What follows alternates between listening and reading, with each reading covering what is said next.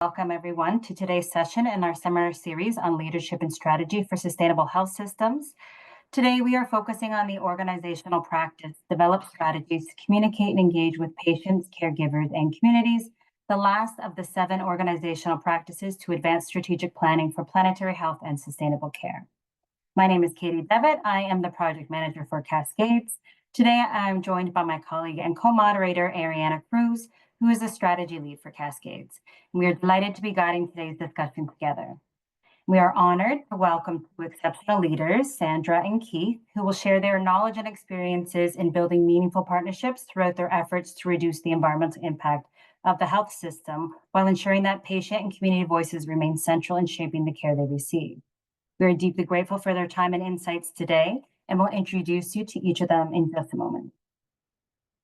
Before we get started, a few housekeeping notes. Zoom captions are available with automatic translation. You can enable this feature by clicking the Show Captions button on the toolbar and selecting your preferred language. Second, this session is being recorded and will be shared on the Cascades YouTube channel. We understand how busy schedules can be, and we want to ensure that today's conversation is accessible to our community and beyond at a time that works best for everyone. If you'd like to listen to any of the previous 6 sessions in the seminar series, you can find the recordings on the Cascades YouTube channel. Third, please use the chat to share your thoughts or questions throughout the session. We'll be keeping an eye on it, and we will do our best to bring your questions into the discussion during the Q&A. And lastly, following the Q&A, Ariana will be sharing a new readiness assessment tool based on the 7 organizational practices presented throughout this webinar series and within the Cascades playbook. To begin our session today, I'd like to take a moment to acknowledge and reflect on the lands we are each joining from. I wish to acknowledge that Cascades operates from coast to coast, and as a result, we are living and working on many different lands, which are the traditional territories of many different First Nations, Métis, and Inuit peoples. I wish to acknowledge this land where I am joining from and on which the University of Toronto operates. For thousands of years, it has been the traditional land of the Huron-Wendat, the Seneca, and the Mississaugas of the Credit. Today, this meeting place is still the home to many Indigenous people from across Turtle Island, and we are grateful to have the opportunity to work on this land. I also want to reflect on the ways in which healthcare has not been equitable or inclusive of Indigenous peoples and their ways of healing and knowing. I want to acknowledge that environmental healing begins with reconciliation and recognition of the damage that colonialism has inflicted on the planet. If you are unsure, I would encourage you to learn about the people who are the traditional caretakers of the land where you are now. I will now pass it over to Ariana, who will provide some context and frame today's discussion. Thank you so much, Katie. So this seminar series was inspired by the Cascades Playbook Strategic Planning for Planetary Health and Sustainable Care, which emphasizes the value of strategic planning, and it also outlines 7 organizational practices to help guide and also to help advance sustainable healthcare. Each of these practices includes actionable recommendations, case studies from Canada and beyond. And as Katie mentioned today, we're focusing on the 7th organizational practice, which is develop strategies to communicate and engage with patients, caregivers, and communities. And I'm now going to give a high-level overview of this practice before passing it over to our panelists. So this practice really focuses on collaboration and integration, really recognizing that sustainability in healthcare depends on those meaningful partnership with patients, with caregivers, with communities, and with Indigenous peoples. So when we value lived experience and when we engage people as active partners in this care, we can see better health outcomes, better decision-making. Informed patients can also help reduce unnecessary tests. They can also help improve coordination and in some cases even shorten hospital stays, which all reduce carbon-intensive healthcare activities. But beyond talking about efficiency, this is also about quality and it's about equity, bringing patients and communities into the co-design of services that care that is going to be relevant, that's going to be responsive, and that it's going to be grounded into what matters most to our patients. So for this specific practice, we have identified 3 key activities to advance meaningful engagement with patients, with caregivers, and with communities. The first is to establish mechanisms to meaningfully engage and partner with patients, caregivers, communities throughout the care delivery process. Second, to develop resources that help healthcare staff guide conversations to make clinically appropriate decisions that can also minimize healthcare emissions. And last, to co-design a strategy for ongoing and meaningful engagement with Indigenous peoples that are guided by principles of reconciliation and respect. So with this very quick overview, I will now briefly introduce our 2 wonderful panelists. Their full and very impressive bios are available on the Cascades website, starting with Sandy Ketler. She lives and learns with gratitude on the traditional and unceded territory of the Salix Okanagan people. A former physiotherapist with decades of experience, she has spent the last 8 years as an independent patient advisor. Sandy is passionate about high quality, safe, patient-centered care and the health of our planet. She brings lived experience with green inhalers and the impacts of wildfire, and she has contributed to numerous planetary health and sustainable care initiatives. Keith Parsons is a registered social worker with over 30 years of experience and is known for his leadership in social justice, in equity, and client-centered care. He is the Provincial Director of Planning and Policy at Newfoundland and Labrador Health Services, where he co-led the development of the organization's provincial environmental sustainability strategy. Keith brings expertise in environmental sustainability, in strategic planning, in quality improvement, and many more. And he holds a master in social work and serves as a vice chair of the Newfoundland and Labrador College of Social Workers. We're so grateful to have you both here. And with that, I'll now pass it over to Keith to get us started. Okay, thank you, Ariana, for the introduction and I guess for the opportunity to speak today. It's my pleasure to be here with you guys. As Ariana said, I'm Keith Parsons. I'm a registered social worker in Newfoundland and Labrador. I'm also the Provincial Director of Planning and Policy, Newfoundland and Labrador Health Services. And just quickly about Newfoundland and Labrador Health Services. We are now the single health authority in Newfoundland and Labrador. We have approximately 23,000 employees.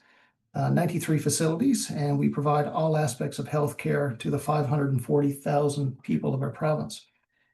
I guess in the next 10 minutes, I'm going to outline for you how we approached engagement in building our province-wide and organization-wide strategy for environmental sustainability. Next slide, please. So just to kind of set the context, why we did this in the first place, why did we build a strategy? And I think like the rest of Canada, climate change has been having an increasing effect on Newfoundland and Labrador, and of course has been increasingly problematic. We have seen increasing numbers of extreme weather events, rapidly changing weather patterns, devastating forest fires, a significant increase in temperature, and of course most notably in our north. And of course, our province has a very vast northern region. And of course, we've seen forced adjustments to traditional ways of living, and I think that's especially true of our Indigenous population. And all of this together, of course, means for us great healthcare system impact. And that's why we felt we needed to build a strategy and be as proactive as we can in doing our work around climate change. Next slide, please. So our strategy fits within our strategic plan. Our strategy was built from a planning perspective and really, I guess, led by the provincial planning team and 2 leads on the planning team. So myself being one and the other being Joanna King. Joanna is a senior planner on the provincial planning team and just very knowledgeable about climate change and very skilled in strategy development. So a shout out to Joanna, and that I was very fortunate to work with her and kind of walk down this path with her on this project. Stemming from a provincial planning perspective, it really gave us the luxury of having connects with leadership and staff and teams all through the organization. Really gave us a platform to get an audience with senior leaders of our organization, which really helped to get us have environmental sustainability embedded within our strategic plan. And as you can see, it fits under our strategic issue of transformation, our objective being that by March 31st, 2025, we would have had implemented innovative and sustainable transformation initiatives. And one of the indicators under that initiative or under that objective would be to have developed an environmental sustainability strategy. And of course, we were successful in bringing that to fruition. Next slide, please. So this is our strategy roadmap. This is really how we went about building our strategy. And we felt, well, first of all, we did it from a planning perspective and kind of relied on our strategy build roadmap in general kind of thing. When we kind of outline what we have here and we go back now and reflect and look at the piece that Cascades is presenting today, the readiness assessment tool, that kind of thing, we thought that it was a good fit. So not entirely intentional that we did it this way, but we very much did collaborate with Cascades on certain points of this. And, very happy to say upon reflection, we do think there's a very good fit here with the readiness assessment tool in terms of how we went about this. So in true planning fashion, our strategy build was very methodical. We started with the formation of a steering committee, which was made up of key leaders, physicians, decision makers throughout the organization. One point I'd like to make here is that we did attempt to get a patient advisor embedded directly on the steering committee. And we do have a set pool of patient advisors in our organization. We have quite a few, but we also have quite a few teams and quite a few initiatives. And one of the issues that we run into is that our patient advisors are really stretched thin over all these initiatives and teams. So we didn't have a patient advisor available to sit directly on our steering committee, but what we did do instead was make a commitment that decision-making coming from the steering committee would be sent to the bigger patient advisor group for their input and valuable feedback kind of thing. So we worked with our public engagement team to build and launch an extensive engagement plan, which helped us determine what people felt should be in our strategy. We pulled that together with our jurisdictional scan and conducted a strategy build session, which included our steering committee and various other interest holders, including a patient advisor and Indigenous partners. From that, we drafted our strategy, and our strategy has been approved at this point. Right now, we're working towards the implementation phase of our strategy. Next slide, please. What I want to make here is that even though we did have one block of our strategy roadmap devoted to engagement, really engagement occurred throughout the strategy build. So really from our steering committee decisions, reaching out for engagement on steering committee decisions, for gaining review and feedback on our jurisdictional scan, inclusion of our Indigenous partners and patient advisors in our visioning session, using our engagement platform as well to even review and edit our written strategy once it was completed. So the engagement wasn't just kind of focused on one area of our strategy roadmap, but really we tried to embed it throughout. And I think we did an okay job in doing that. Next slide, please. So really we had a formal engagement plan and very fortunate to have a public engagement team at Newfoundland Labrador Health Services, who were very willing to work with us on this. So basically, we started with, in terms of developing an engagement plan, we started with a decision statement and then moved to an engagement goal. So we wanted to make sure that we were doing this from a very methodical and thoughtful position. And we outlined our engagement goal would be, we outlined that our goal would be to ensure that individuals and groups impacted by our actions and decisions have the opportunity to participate in the decision-making process. Next slide, please. We did a lot of engagement in building this strategy. In terms of who we engaged, we looked to our general public, our patient and family experience advisors, Indigenous groups. We did engagement with municipalities. We engaged our NLHS staff, leaders, physicians, volunteers, and board members, as well as our vendors and suppliers. We reached out to medical educators and students. We were sitting directly on a provincial adaptation and mitigation working group, which was made up of various individuals from other government departments. So we use that platform for engagement as well. And other key interest holders and climate influencers such as Cape NL, Climate Atlantic, Friends of Cascades, Friends of Choosing Wisely, and several other groups as well. Next slide, please. In terms of how we engaged, we do have a platform called engage.nlhealthservices.ca. And we use this platform, which can be accessed by anybody online, basically to throw up climate change polls. There for discussion groups that people can get involved in and leave comments and so on. So we engage our public, our greater public that way. We did a lot of direct engagement through meeting with groups and individuals. So we sought as many audiences as we could and sat with them to kind of get their feedback, explain what we're trying to do. We did a lot of presentations and information sharing sessions. As noted, we did a survey with municipalities. So we reached out to every municipality in Newfoundland and Labrador and had great response from that survey. We also had a very high level of response of an internal survey with staff, physicians, and volunteers. All of that kind of accumulated to a visioning day or a strategy build day, which was really 2 half days.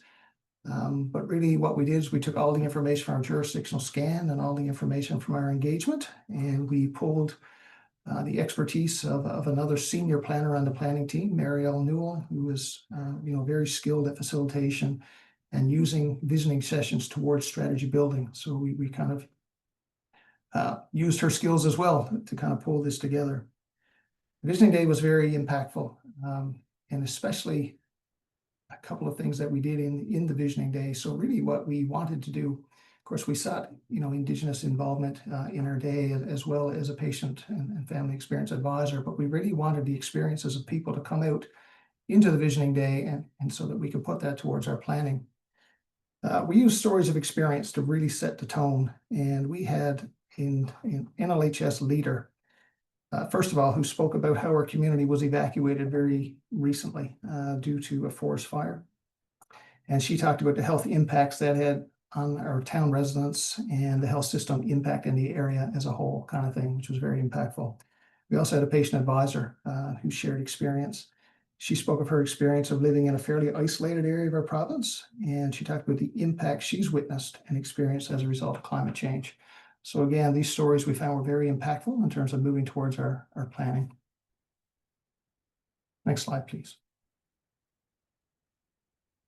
What did we learn from our engagement? We learned a lot, just about climate change in general. There were a lot of people out there who we engaged who had varying degrees of knowledge, and we learned a lot from them, and hopefully they learned a little bit from us. We learned a lot about building such a wide and encompassing strategy because it was a big piece of work and it covered a large area. We also got some very good advice from our friends at Cascades. So in particular, Wendy Nelson and Dr. Darren Larson are very generous with their time, gave us time to sit with them and basically to talk about our engagement plan. A couple of things that they really encouraged us on. Number one was just to kind of think big, through the situation and, really embrace the opportunity that we have. The other thing was, they told us was make sure that we reach out to those in our public or throughout our system that have the interest and motivation in this area and really kind of harness that and use it towards our strategy. So we're very thankful for them on those ideas. I think we did an okay job in doing that as well. In terms of engagement, we know to get people involved, we need them to feel that they're being meaningfully engaged. So it's not just about reaching out. Engagement is just not a one and done. It's about keeping the conversation going, keeping them involved, keeping them updated in terms of what's happening with our strategy, and continuously asking for their feedback, for their guidance, and whatever else, I guess, is needed in terms of building such a wide strategy. Literature and advice we had on engagement all spoke to the need of engaging our Indigenous partners and community members. And what we learned, especially from our Indigenous partners, is that we need time and flexibility to do this. So engagement cannot be rushed, which really created a little bit of a quandary for us because we did have a set time and deliverable dates in terms of getting this strategy done. But we knew through engagement, to do meaningful engagement, we really need to take our time with that and make sure that we do it effectively and thoughtfully. So really what we decided to do was, ensure that our engagement just wasn't a one and done. It was a continuous conversation that we would actually move to embed within the strategy rather than just around the strategy build itself. So next slide, please.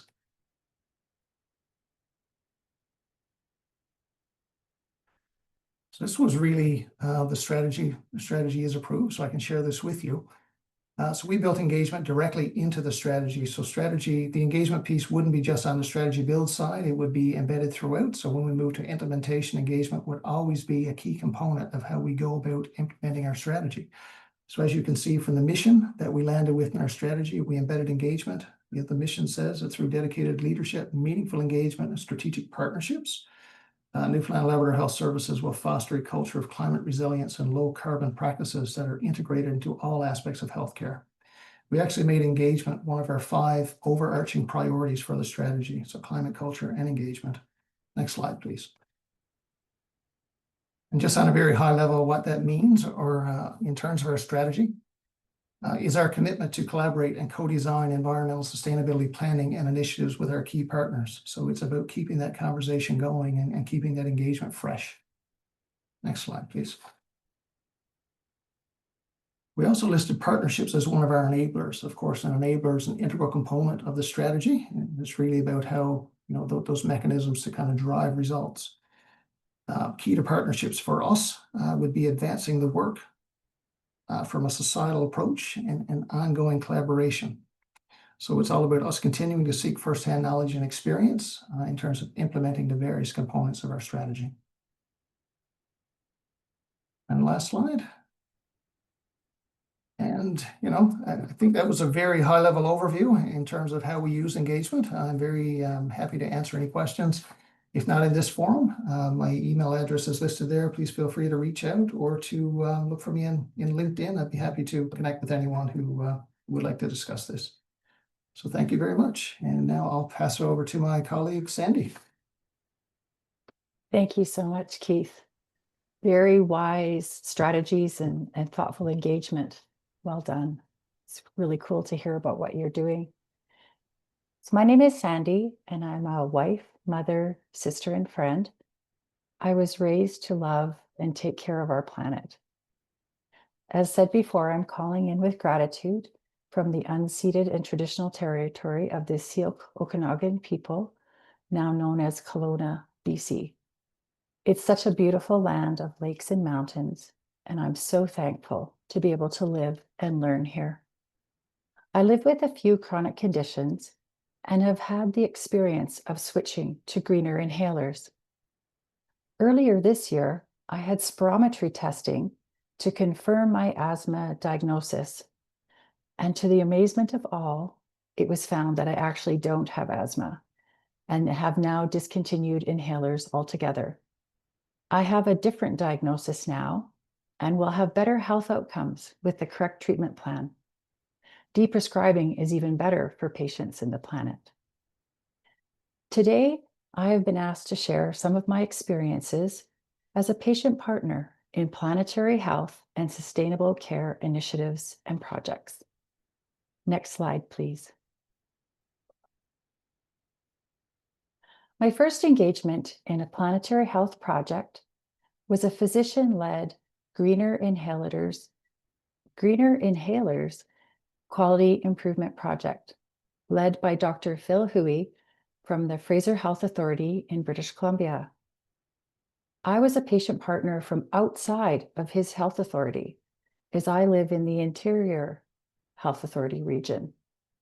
So often having a patient partner with lived experience is the most important factor, not geography. At the beginning, we emailed back and forth for me to learn about my role in the project and where my input would be needed, and for Dr. Huey to meet me and hear about my experiences.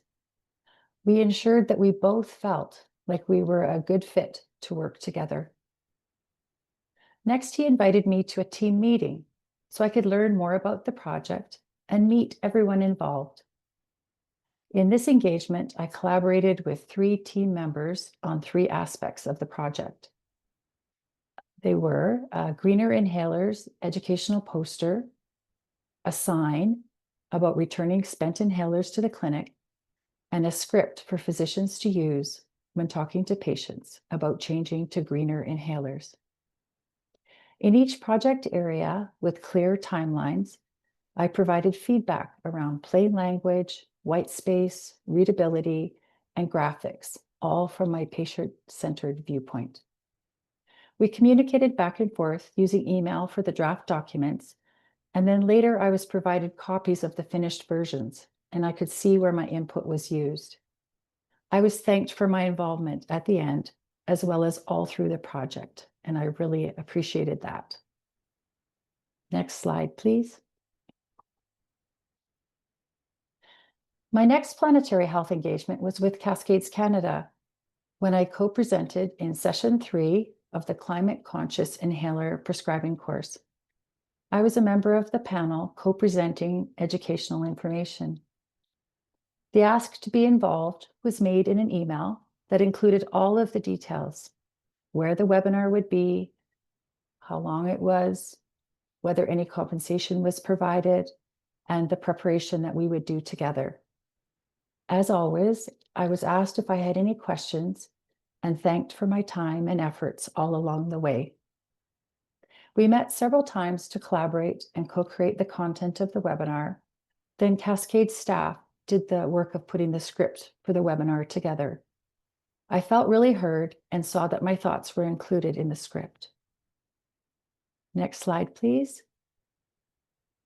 You can see that we were included in the program as panelists, sharing our lived experience.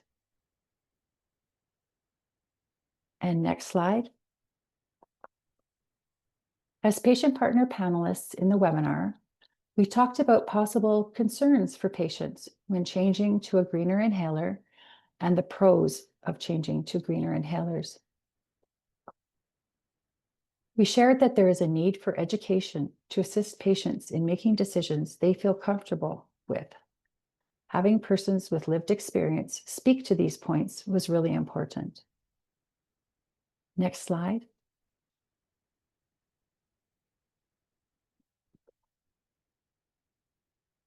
My next engagement was with Health Quality BC's Low Carbon, High Quality Initiative, where I was a panelist in their Patient and Family Engagement in Sustainable Care Quality Improvement webinar. Along with Dr. Philip Huey, who led the Greener Inhalers project that I described earlier. We talked about key factors for the successful and authentic patient engagement that we had together. Having the right fit for both the healthcare partner and the patient partner. Having role clarity, although the patient partner role can sometimes change throughout a project. Ensuring team readiness, including introducing patient partners to the team. Having clear timelines for reviewing materials and all through the engagement. Although I do like what Keith said about considering individual patient partners' needs and values in sticking to timelines. I thought that was really great. Determining the best communication methods, taking into account patient partner preferences. The importance of acknowledgement throughout the engagement and again at the end. And closing the loop. Ensuring the patient partner knows when the project or initiative is complete and what the impact of their involvement has been. It sounds obvious, but due to the nature of projects, often flowing right into the next project, closing the loop with patient partners can be missed unintentionally. We also talked about my roles as a patient partner, reviewing patient-facing posters, signs, and education materials to ensure plain language and readability, and co-creating a physician's script. Patient partners can also be involved in co-presenting in patient and provider-facing educational webinars, developing the content of patient surveys, as well as completing surveys, and journey mapping. Patient partners can sit on steering committees, working groups, and can provide input into strategic plans, briefing notes, other documents, and publications. Next slide, please. This brings us to my next engagement when I was asked to review Planetary Health for Primary Care, authored by Dr. Ilona Hale, with support from the East Kootenay Division of Family Practice and Cascades Canada. I spent time reading through the draft document and then shared my feedback by email. My name was included on this second page with all the other reviewers, which was a wonderful acknowledgement for my time and efforts. Next slide, please. These next pages of the document aren't meant to be read in full, but you can see the colored boxes. These boxes both include my patient partner quotes. Including a patient partner quote highlights the patient perspective and experience and amplifies your message. At the end of this engagement, it was so nice to be thanked again, and I was given a digital copy of the published document. Next slide, please. This is where I live, in Kelowna, BC. Currently, I'm involved with the Interior Health Authority's Greener Pharmacy Initiative with Amanda McKenzie and many others. So far in my patient partner role, I have provided input on a poster, a patient handout, a briefing note, and recently co-presented an educational module for physicians about greener inhalers.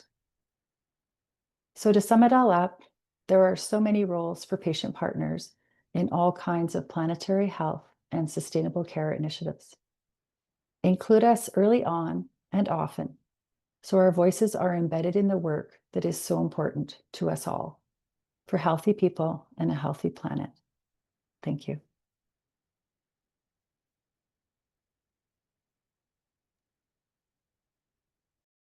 Cool. Those were both excellent presentations. So thank you to both of you for sharing your insights on the partnership engagement process used to develop an environmental strategy within a health system, and for highlighting the benefits of co-designing planetary health initiatives in collaboration with patients, caregivers, and community members. So to the participants here today, please share any questions you have in the chat. And I will start us off with a question for both of our panelists. What is the greatest value you have seen from fostering meaningful engagement with communities and partners? Why is this not just a nice to have, but a must do? I can say a couple things on that. I think Sandy is probably going to have a much better answer, but I think it's just integral to anything you try to do, because you get the real information kind of thing.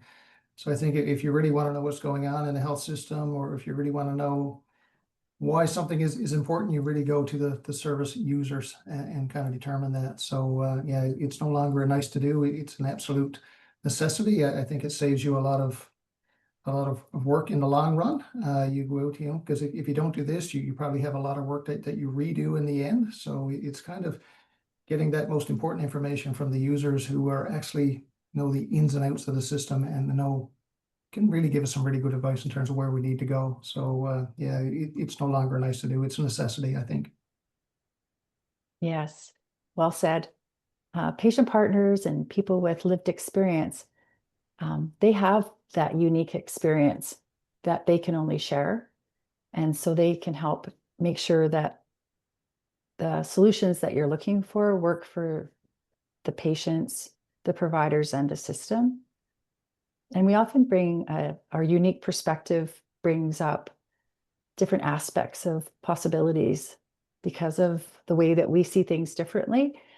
And what we say may or may not be taken in exactly as we said it, but it always stimulates interesting discussions. So, yeah.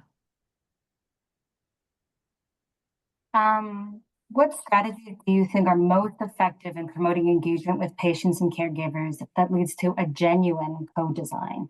And how do you ensure diverse representation in that process? No easy answer to that. I think Sandy said it very well when she talked about, just finding the right fit for individuals. So really it's about, hooking the right topic, the right team, the right, health division or department with people who are interested and have the knowledge and have the motivation to help you, kind of thing. So it's about kind of creating that fit.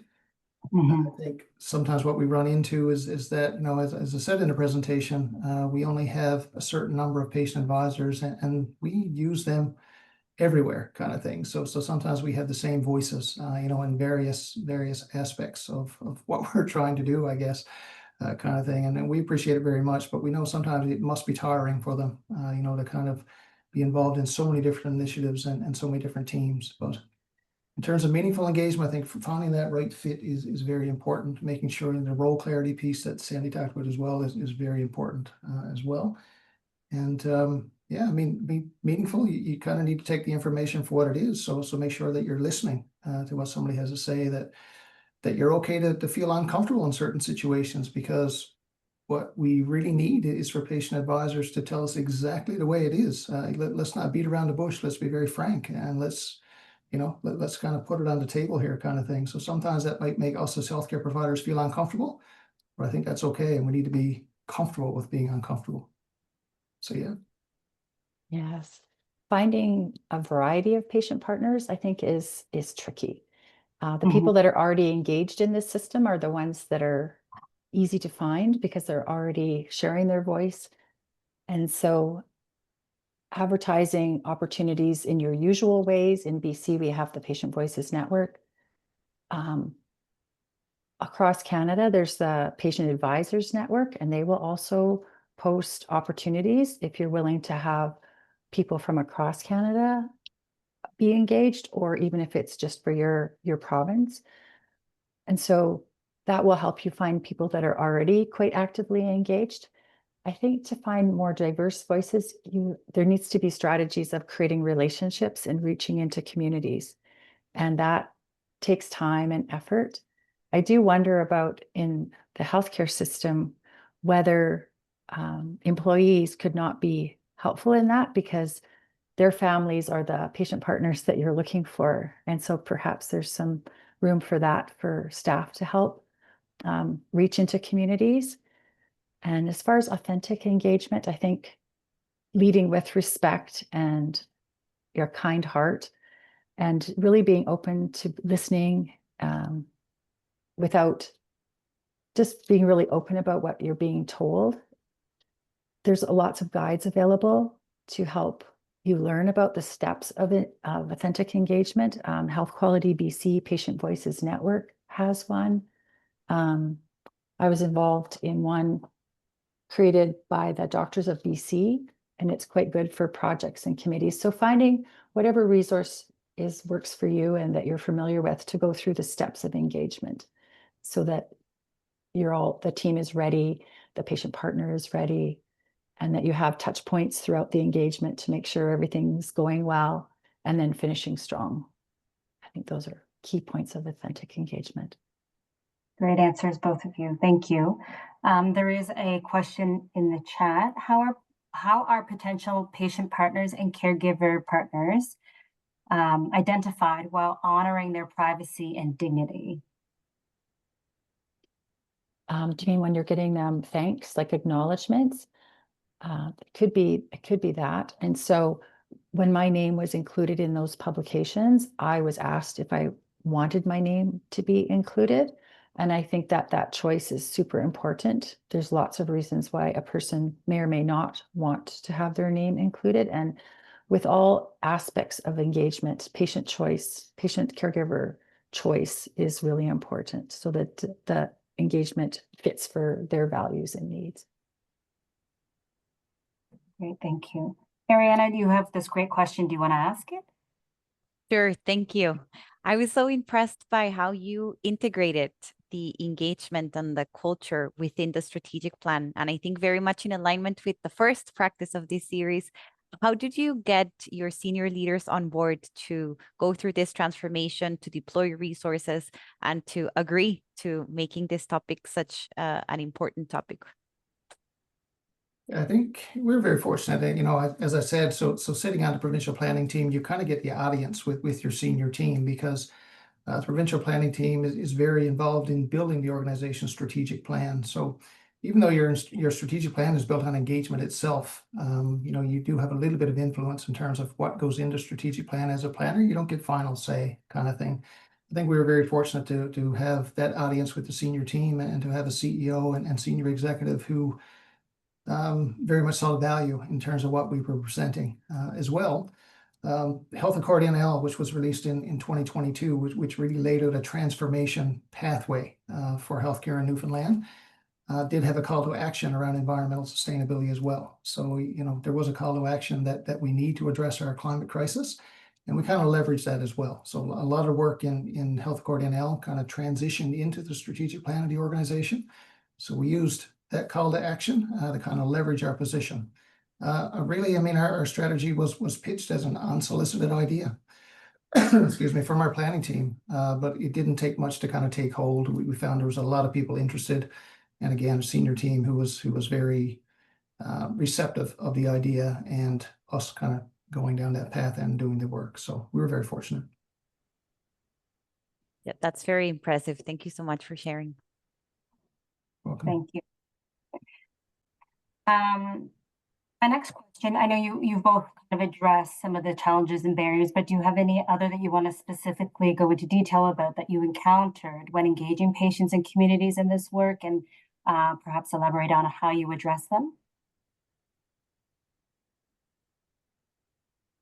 Yeah, so again, I guess from our standpoint, time is a factor for us. So it's, you know, it's being able to kind of allot that time to do the meaningful engagement piece.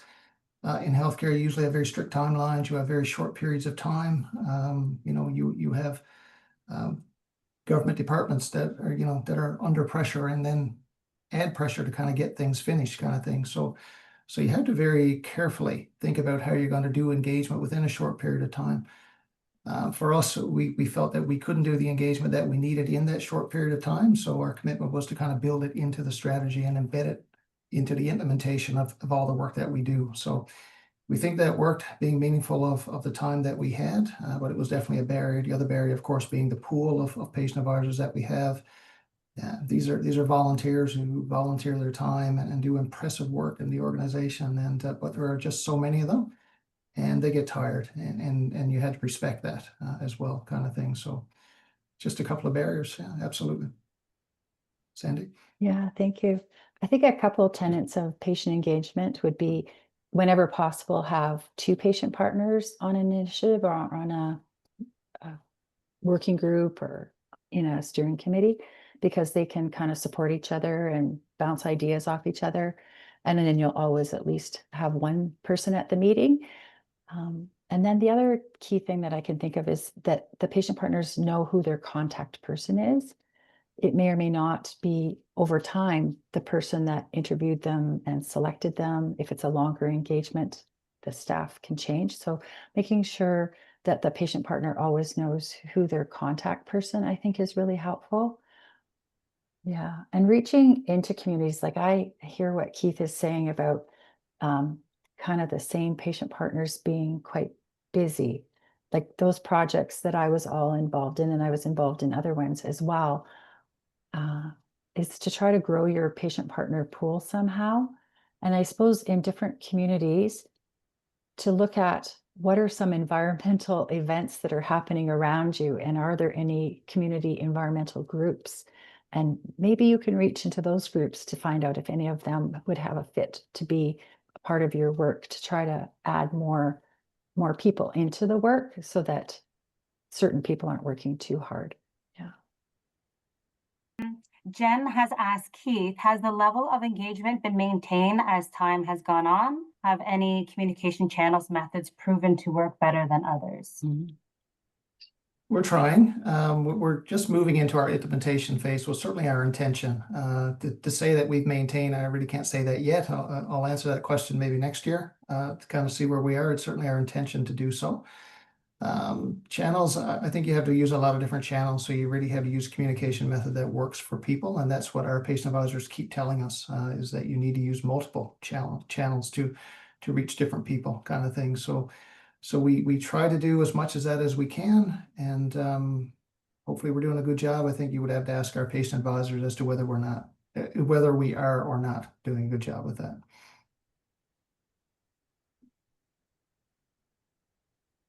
Great, thanks. Okay.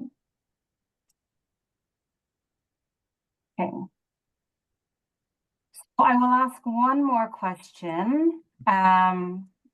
To both panelists, and then I'll pass it over to Ariana to introduce a readiness assessment tool. For my final question, for individuals and teams just getting started, what practical advice would you recommend for building meaningful partnerships with patients, caregivers, and communities?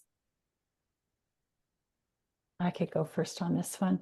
I think connection before content. I think it's really important for the team, including the patient partner, family caregiver partner, to really spend a few minutes and get to know each other. In our introductions today, we tried to do a little of that so that you knew a tiny bit of what was important to us and who we are. And that, I think, is really important, because the secret to quality improvement is that love, that connection, and it goes a long way in creating trust and an environment to work well together. Can't say that any better. I agree 100%. It's about developing that relationship. It's also about getting out as early as possible. So what we keep hearing for our patient advisors is, thank you for allowing us to have input here. I wish you would have reached out even before now, kind of thing.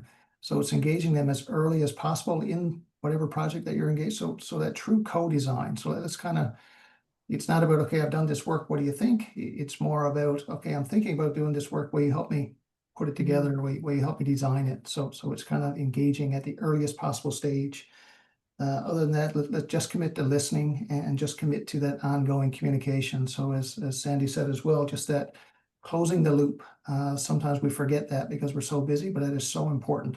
If people are providing their time and their energy, they really appreciate knowing what happened or what's happening with the work. So it's keeping them involved in the beginning, throughout, and then kind of closing the loop at the end. I think is so important. And that's what we keep hearing from our advisors. Yeah, I think that's so well put, Keith. And having the patient family caregiver partners help define the problem.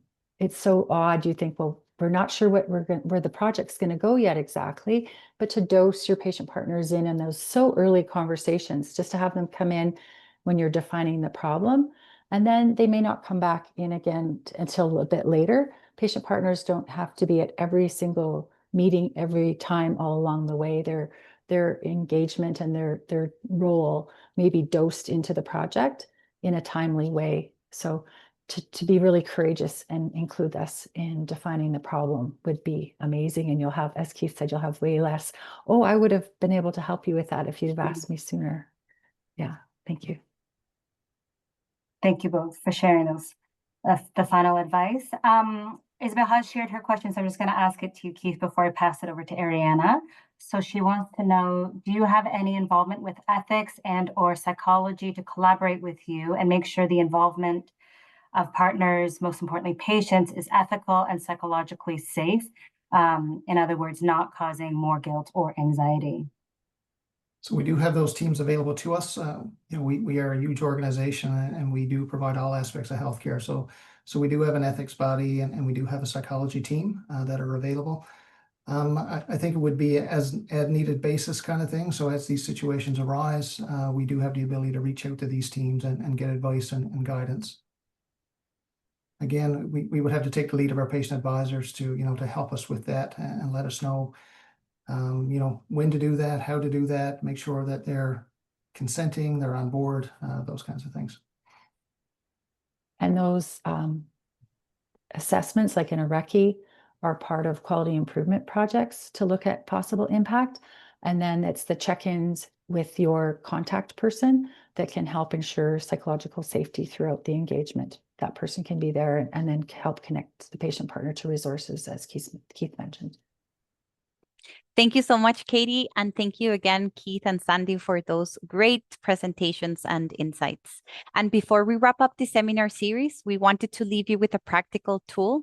This is a self-assessment designed for individuals and leadership groups to reflect on where you currently stand across the 7 practices that we've explored together. The tool outlines suggested activities for each practice, and it's really meant to spark reflection and conversation, helping you identify areas of strength as well as opportunities to deepen or expand your sustainability work. You can access the tool, which is a Google form, using the QR code on the screen, and we'll also share the link in the chat in just a few moments. Now, just to give you a sense of how the tool works, for each of the 7 organizational practices, we've synthesized the recommended activities from the playbook into a simple reflection format. And based on those activities, you'll be asked to assess your organization's current level of progress. So as you can see here, for each practice, you'll select the status that best reflects your current context, whether not started, so no activities or plans are currently in place. In progress, those are activities are underway, but not yet fully established or implemented, and then fully in place, activities that are well established, routinely practiced, and monitored. So again, this is simply a tool to support honest reflection, identify areas of strength, and highlight opportunities for growth as you advance this work. Once you complete the self-assessment, you'll also be guided through a short reflection to make sense of your results and think about what they mean for your organization. So you'll be asked questions like, do the 7 approaches and practices align with your current strategy? What gap did you identify across the 7 organizational practices? And which practice or practices should take priority over the next 6 months? And the goal isn't to score, it's really to create a shared understanding of your current state and also spark alignment on where to focus next. This reflection, we believe, can become a very powerful starting point for strategic conversations. After you complete the readiness assessment, you'll automatically receive a personalized summary report by email. This report brings together your responses across the 7 practices, and it's really designed to serve as a conversation starter, something that can be brought to the leadership tables to support strategic planning for planetary health and sustainable care at the organizational level. So as we wrap up this webinar series, I just want to thank each of you for being part of this incredible journey. A heartfelt and a huge thank you to our panelists today, Sandra and Keith, for generously sharing your experiences, your insights, and your leadership with all of us. Your contributions really grounded these concepts in real-world practice. We also want to thank our partners in the series, Sauter School of Business at UBC, the Sandra Rotman Center for Health Sector Strategy at the University of Toronto, as well as Dalhousie University Faculty of Management. And finally, thank you to all of you for your thoughtful engagement, for your commitment, for participating. It's really your leadership that continues to move this work forward. If you have any questions about the playbook, the 7 practices, the readiness assessment tool, please don't hesitate to reach out. Many, many thanks again, and I hope you have a great rest of the day. Thank you.